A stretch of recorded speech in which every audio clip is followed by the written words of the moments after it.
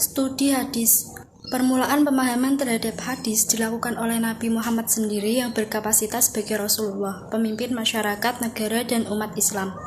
Secara faktual, Nabi bertindak sebagai penetap dan penjelas perkara-perkara ukhrawi dan dunia, baik dalam keadaan biasa maupun dalam keadaan konflik yang terjadi dalam masyarakat. Yang pertama ada studi otentisitas. Di kursus tentang studi otentisitas, hadis merupakan salah satu hal yang sangat krusial dan kontroversial dalam studi hadis kontemporer. Hal ini boleh jadi disebabkan oleh adanya suatu asumsi bahwa hadis Nabi secara normatif teologis tidak ada garansi dari Allah Subhanahu wa taala. A. Pandangan orientalis atas isnad. Isnad merupakan bagian dari tindakan sewenang-wenang dalam hadis Nabi. Hadis-hadis itu sendiri dikembangkan oleh kelompok-kelompok yang berbeda, yang ingin mengaitkan teori-teorinya kepada tokoh-tokoh terdahulu. B. Historitas sistem isnad. Ada sebagian mereka yang menaruh perhatian cukup besar tentang awal munculnya isnad dalam hadis, di antaranya Joseph Borowitz, J. W. Fuchs, Jerry Robson, N. J. Coulson, N. U. Rubin. Kelima orientalis tersebut tampaknya berusaha untuk meneliti kapan sanad itu dimulai pergunakan. Tidak lupa juga Caetani dan Sprenger. Assalamualaikum warahmatullahi wabarakatuh. Perkenalkan, nama saya Nurul Sadia, NIM 20203100099. Di sini saya akan menjelaskan tentang studi pemahaman.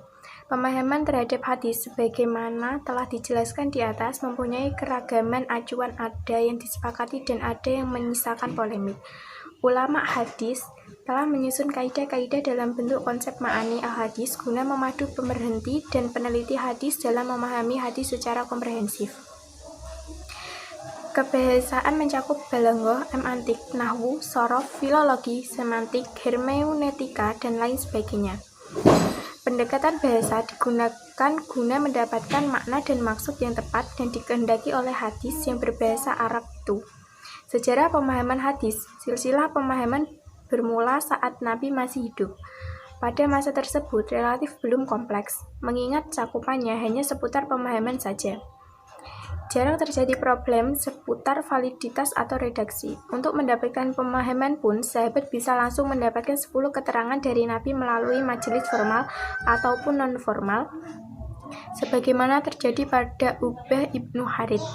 Sekian, terima kasih. Wassalamualaikum warahmatullahi wabarakatuh. Saya Naili Izah, NIM 2020310101. Di sini saya akan mempresentasikan mengenai studi living hadis. Yang pertama, definisi living hadis. Menurut para pendapat, yakni yang pertama adalah Syahirun Syamsuddin, living hadis adalah sunnah Nabi yang secara bebas ditafsirkan oleh para ulama, penguasa, dan hakim sesuai dengan situasi yang mereka hadapi. Pendapat yang kedua, Al-Fatif, yakni berpendapat bahwa living hadis adalah gejala yang tampak di masyarakat berupa pola-pola perilaku yang bersumber dari maupun respon sebagai pemaknaan terhadap Nabi Muhammad SAW. Selanjutnya, pendapat yang ketiga, Zuhri Qudsi, living hadis adalah pada suatu bentuk kajian atas fenomena praktik, tradisi, dan ritual atau perilaku yang hidup di masyarakat yang memiliki landasannya di hadis Nabi. Dari ketiga menurut pendapat tersebut disimpulkan bahwa living hadis adalah timbul permasalahan baru dan tidak ada suatu hukum yang mengatur tentang permasalahan tersebut, dan fokus kajian living hadis adalah fenomena praktik, tradisi, ritual, atau perilaku yang hidup di masyarakat yang diyakini memiliki landasan pada hadis Nabi. Yang kedua, awal kemunculan living hadis.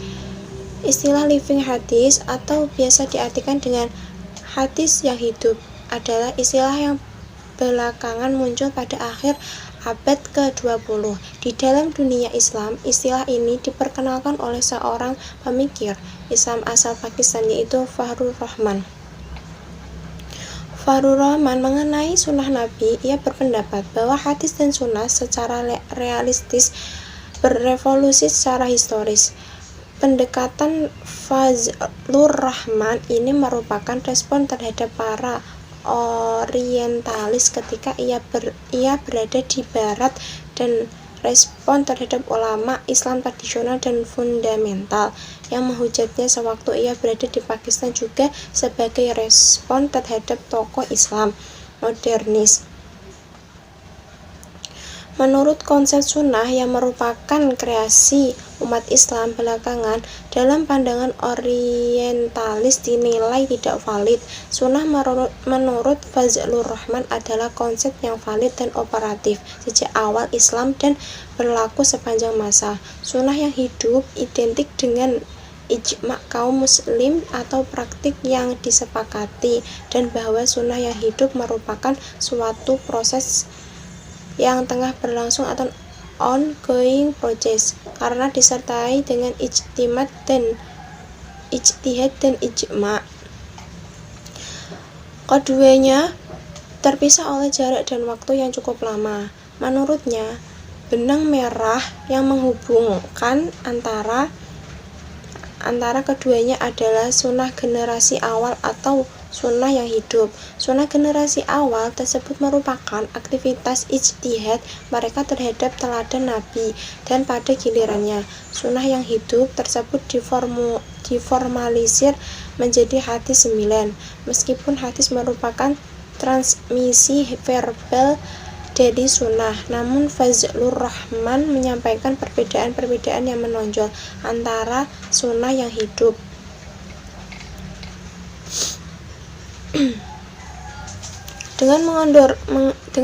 dengan mengendorkan formalisme sunnah atau hadis-hadis amaliyah, maka setiap generasi berkesempatan menghidupkan sunnah Nabi sesuai dengan zamannya, sebagaimana yang diperankan oleh generasi awal kaum muslimin. Yang ketiga, macam-macam model living. Ada 3. Yang pertama, tradisi tulis. Tradisi tulis sangat penting dalam pembacaan living hadis. Tradisi yang kuat dalam hasanah khas Indonesia bersumber dari Nabi Muhammad SAW, sebagaimana terpampang dalam sebagai tempat. Tidak semua terpampang berasal dari hadis Nabi Muhammad, atau antaranya ada yang bukan dari hadis namun di masyarakat dianggap sebagai hadis, seperti ungkapan kebersihan itu sebagian dari iman, atau an-nadhafatu minal iman, yang bertujuan untuk menciptakan suasana kenyamanan dan kebersihan lingkungan dan sebagainya. Yang kedua, ini adalah tradisi lisan. Tradisi lisan dalam living hadis sebenarnya muncul seiring dengan praktik yang dijalankan oleh umat Islam, seperti bacaan dalam melaksanakan sholat subuh di hari Jumat. Di kalangan pesantren yang kiainya hafiz Quran, sholat subuh hari Jumat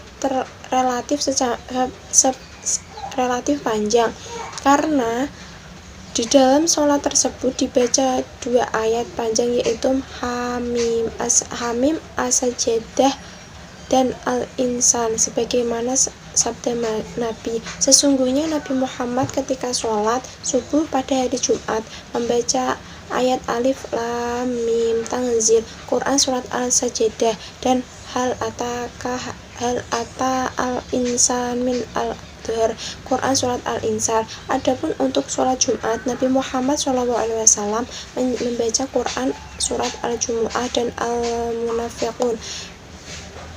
Berdasarkan hadis di atas, untuk sholat Jumat kadang-kadang sang imam membaca surat Al-Jumu'ah dan Al-Munafiqun.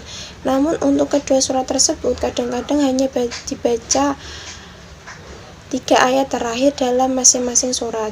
Di samping itu, untuk sholat Jumat kadangkala dibaca surat Al-A'la dan Al-Ghasyiyah dengan berdasarkan hadis lain. Yang ketiga, yaitu adalah tradisi praktek dalam living hadis ini cenderung banyak dilakukan oleh umat Islam. Hal ini didasarkan atas sosok Nabi Muhammad SAW dalam menyampaikan ajaran Islam. Salah satu persoalan yang ada adalah tentang khitan perempuan. Tradisi khitan telah ditemukan jauh sebelum Islam datang. Berdasarkan penelitian etnolog menunjukkan bahwa khitan sudah pernah dilakukan di masyarakat mengembara di Afrika dan Asia Barat Daya, suku Semit atau Yahudi dan Arab.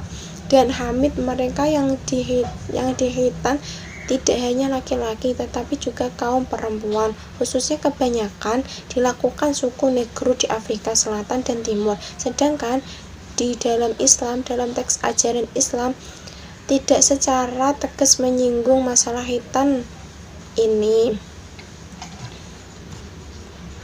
Sekian presentasi dari kami. Apabila ada kesalahan, kurang lebihnya mohon dimaafkan. Wassalamualaikum warahmatullahi wabarakatuh.